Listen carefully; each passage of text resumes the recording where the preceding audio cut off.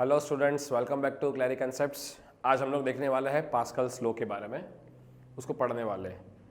Pascal नाम का एक साइंटिस्ट है जिन्होंने एक लॉ डिराइव किया है, उसको पढ़ते हैं।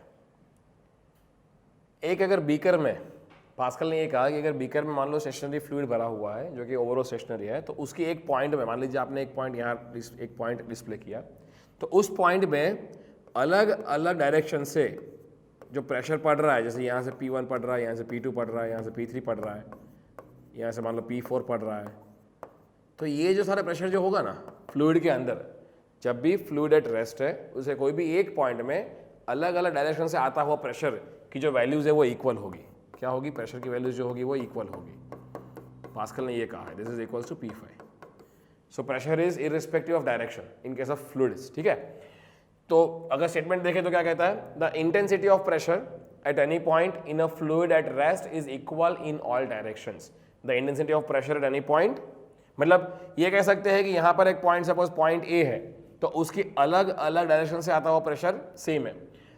अब पास्कल ने ये नहीं कहा, यहाँ पे कंफ्यूज मत होना, पास्कल ने ये नहीं कहा है कि एक पॉइंट दूसरा पॉइंट यहाँ पर भी है, जो पॉइंट नंबर सपोज बी है, तो बी पे प्रेशर जो होगा वो ए के बराबर होगा, ऐसा नहीं कहा है। उन्होंने ये कहा कि हो सकता है कि प्रेशर एट पॉइंट ए आपका 100 पास्कल का हो, बट ये 100 pascal will be pressure same from all direction at this point, और बी पे मान लो प्रेशर आपका हो सकता है 1500 पास्कल, बट 1500 वैल्यू अलग अलग डायरेक्शन से आती हुई सेम रहेगी बी पॉइंट पे। इसका मतलब ये नहीं हुआ कि प्रेशर एट बी और ए पे इक्वल रहेगा। ये कहीं बच्चे कंफ्यूज होते हैं इसके अंदर, तो ये बहुत मेक श्योर करना। पास्कल ने इतना बताया, कोई भी एक पॉइंट पकड़ो पहले, और उस पॉइंट पे अलग डायरेक्शन से प्रेशर आता हुआ जो है वो सारे डायरेक्शन सिमिलर ही होगा, वो बताया है।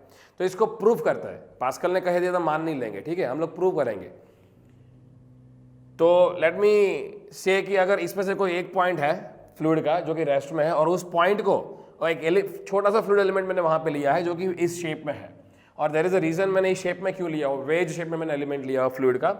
ओवरऑल अगर देखेंगे तो एक पॉइंट ही है, छोटा सा एलिमेंट, एक पॉइंट, एक पर्टिकुलर पॉइंट में, लेकिन वो आपको एनलार्ज करने के लिए मैंने बड़ा करके दिखाया हुआ है।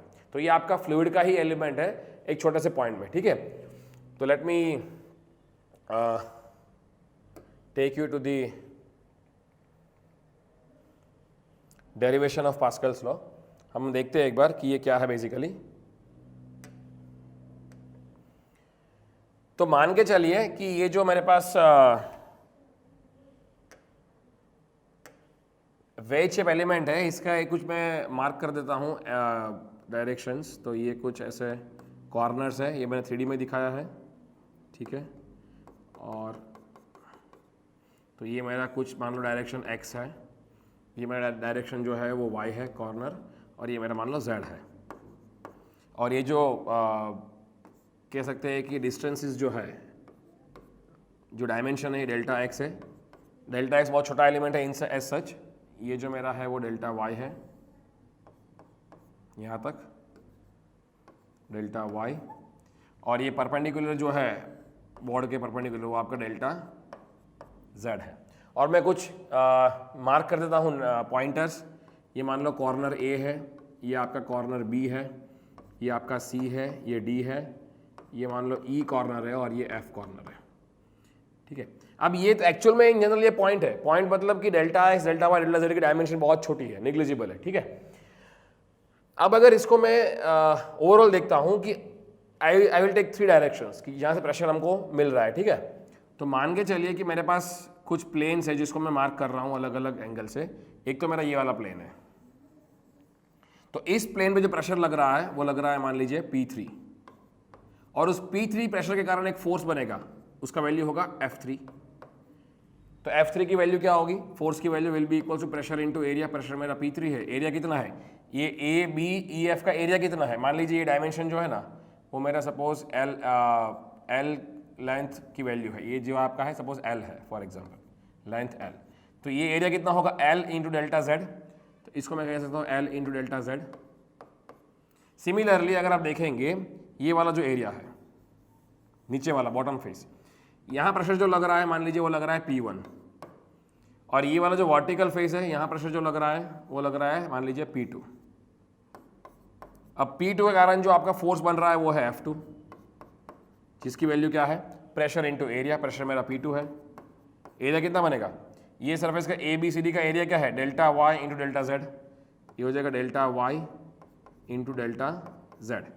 सिमिलरली प्रेशर P1 यहाँ लग रहा है, उसके कारण जो फोर्स F1 बनेगा उसकी वैल्यू क्या होगी, pressure P1 into area, bottom face का एरिया कितना है, सी डी ई एफ का area delta x into delta Z, delta x into delta Z. अब हम लोग कर क्या रहे हैं, हम लोग ये कर रहे हैं कि हमने अभी ये देखा ये एक पॉइंट है, इनकेस वो बीकर का एक पॉइंट था, उसको जूम किया है, उस फ्लूइड एलिमेंट पे 3 डायरेक्शन से प्रेशर देगा, P1 आपका यहाँ से, P2 यहाँ से और P3 यहाँ से। हम ये चेक कर रहे हैं क्या P1 P2 P3 की वैल्यू इक्वल आती है कि नहीं आती है। और तो इस एलिमेंट के ऊपर, क्योंकि आपका पानी स्टेशनरी था, तो इस एलिमेंट के ऊपर जितने भी फोर्सेस लग रहा है वो सारे क्या होने चाहिए, बैलेंस करने चाहिए एक दूसरे को, तभी जाकर के आपका पानी स्टेशनरी रह सकता है एज पर न्यूटन्स लॉ। अब आपने सरफेस फोर्स तो दिखा दिए, एक बॉडी फोर्स भी होता है जो इस पानी का वेट होगा, इस एलिमेंट का W, जो कि आपका नीचे की तरफ लगेगा। तो हम क्या कर रहे हैं, W जो दिखा रहा है वो नीचे की तरफ वेट दिखा रहा है। तो ये कुछ फोर्सेस मैं पहले ड्रॉ करता हूँ कि एक फ्री बॉडी डायग्राम में, कि ये जो फोर्सेस है वो क्या क्या है। तो जैसे ये एक वेज हो गया, और ये जो एंगल बन रहा है ना यहाँ पे, इसको हम बोलते हैं in general angle theta, wedge element का। तो मैं अगर फ्रंट व्यू से देखता हूँ यहाँ से, तो ये मेरा थीटा सपोज है, थीटा। तो ये जो फोर्स है मेरा F1, ये जो फोर्स है मेरा F2, और ये जो फोर्स मेरा है वो है F3। अब F3 एक एंगल पे लग रहा है, उस F3 के 2 कंपोनेंट होंगे, और ये मेरा वर्टिकल डाउनवर्ड फोर्स है W, वेट। और मैं अगर F3 की बात करूं तो F3 के 2 जो कंपोनेंट्स हैं वो मैं इसको अलग पेन से ड्रॉ करता हूं। एक कंपोनेंट ये वाला होगा हॉरिजॉन्टल, एक कंपोनेंट नीचे की तरफ आएगा। तो अब क्योंकि ये जो फोर्स है वो इस लाइन को परपेंडिकुलर है, और ये जो बॉटम लाइन है वो इसको परपेंडिकुलर है, इसको परपेंडिकुलर। तो आप कह सकते हो कि इसको परपेंडिकुलर ये लाइन, इसको परपेंडिकुलर ये लाइन। तो अगर इन दोनों का एंगल थीटा है तो ये भी थीटा होना चाहिए। अगेन देख रहा हूं, इसको परपेंडिकुलर ये लाइन, इसको परपेंडिकुलर ये वर्टिकल लाइन। तो इन दोनों का अगर एंगल थीटा है तो ये दोनों का एंगल भी थीटा ही होगा। तो ये जो ये हॉरिजॉन्टल फोर्स होगा वो होगा F3 साइन थीटा, क्योंकि ये थीटा बीच में नहीं आ रहा है, और नीचे वाला जो होगा वो होगा F3 कॉस थीटा। अब हम क्या करें, क्योंकि ये एलिमेंट जो है वो स्टेशनरी है, मतलब कि इन एलिमेंट के ऊपर जो एक्स में जो फोर्सेस लग रहा है और वाई में जो लग रहा है वो एक दूसरे को बैलेंस करने चाहिए, यस और नो। तो पहले हम क्या करेंगे, we will see first the balance of the forces in the x direction. तो summation of force along x to balance to be 0 equal to 0। अब चेक करेंगे एक्स में कितने फोर्स लग रहा है, एक तो F2 लग रहा है पॉजिटिव एक्स में, और एक लग रहा है, इस फोर्स को मैंने 2 में तोड़ दिया है टुकड़े में। तो F3 वाला आपका हॉरिजॉन्टल में लग रहा है, F3 cos थीटा तो वर्टिकल लग रहा है। तो वर्टिकल में 3 component, F3 cos theta, W और मेरा F1।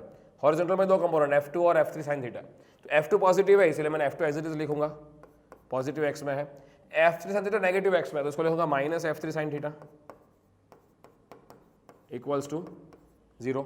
अब मैं दोनों को इक्वेट कर लूंगा, F2 equals to F3 sin theta, F2 equals to F3 sin theta. अब F2 क्या है, F2 मेरा P2 delta y delta Z है, P2 delta y delta Z।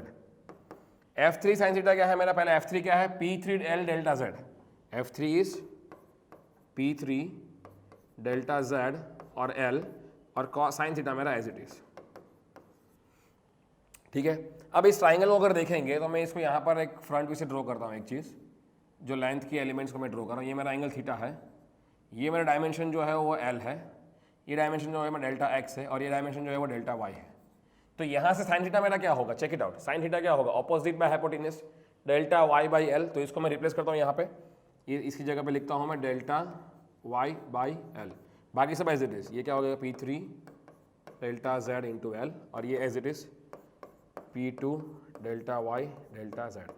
अब चेक करो, delta Z will be cancelled दोनों साइड से, L cancel हो जाएगा, डेल्टा वाई भी कैंसिल हो जाएगा। अल्टीमेटली क्या बचा, P2 is equals to P3। Let's say this is equation number 1, ये आपका पहला इक्वेशन है। अब ये याद रखना, P3 मेरा एक चीज़ क्या इक्वल आया कि P2 जो है वो P3 के बराबर आया, ठीक है। थोड़ा मैं इसको और अच्छे से ये करता हूँ।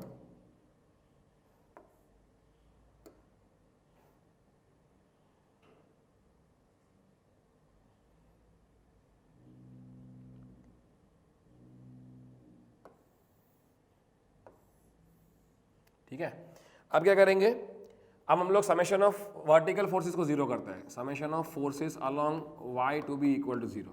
अब यहाँ पर क्या फोर्सेस है, देखो y में एक तो F1 है, W है और F3 cos थीटा है।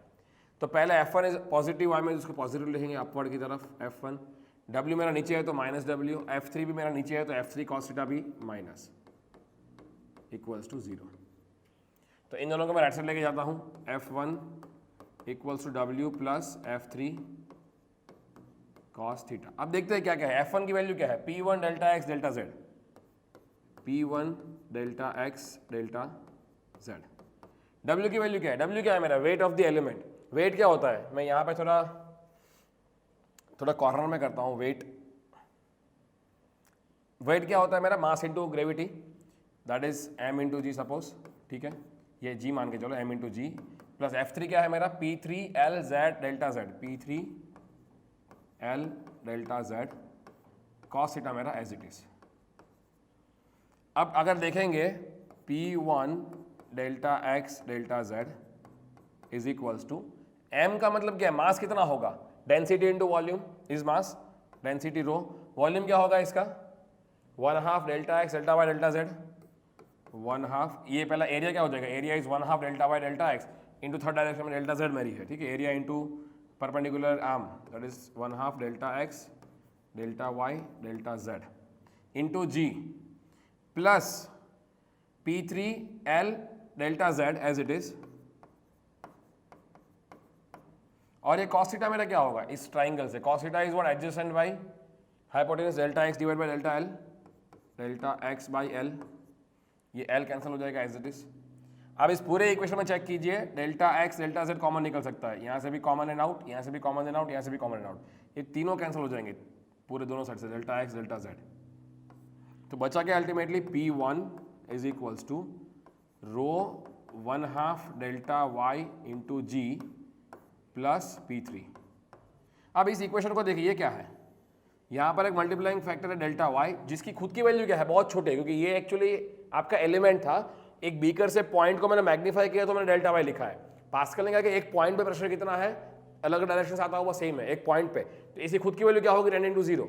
तो डेल्टा y की खुद की वैल्यू क्या है, तीनों direction delta x delta y क्या है, 10 × 0, बहुत छोटी वैल्यू है।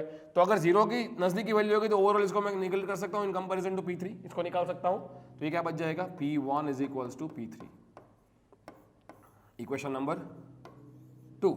अब चेक करो, इक्वेशन 1 है P2 equal to P3, equation 2 है P1 इक्वल टू P3, मतलब हम लोग कह सकते हैं कि P3 P3 दोनों में कॉमन है, तो अल्टीमेटली क्या कह सकते हैं, P1 equals to P2 equals to P3। क्या पास्कल ने कहा वो सेटिस्फाई हो गया, यस, कि एक ही पॉइंट था ये वाला, अलग अलग डायरेक्शन से प्रेशर आता हुआ हमने इक्वल मैथमेटिकली प्रूव भी हो गया, राइट। अब ये वेट शेप का मीनिंग यहाँ पे देखो, थीटा का वैल्यू मैंने डिफाइन नहीं किया, तो इसका मीनिंग कि हर एक वैल्यू थीटा के लिए ये एप्लीकेबल है। तो चाहे थीटा 10 डिग्रीज होगा, 20 डिग्रीज होगा, 30 डिग्रीज होगा, तो जैसे थीटा बदलेगा वैसे ये डायरेक्शन में बदलता रहेगा। तो अल्टीमेटली पास्कल ने जो कहा था ना कि एक पॉइंट पे अलग अलग डायरेक्शन से, तो सारे डायरेक्शन सेटिस्फाई हो जाएगी फॉर डिफरेंट वैल्यू थीटा, इसीलिए मैंने ये वेट शेप लिया जरूरी था, ठीक है। सो आई होप कि आपको ये प्रूफ समझ में आया है। एग्जाम में अगर आता है तो आपको इसी तरह से ये प्रूफ करना है कि भाई पास्कल्स लॉ जो है वो प्रेशर जो है अलग डायरेक्शन से अलग अलग आता हुआ सेम वैल्यू होती है एक ही पॉइंट में, right. So that's it, I hope you got the clarity on the Pascal, so we will see you in the next lecture.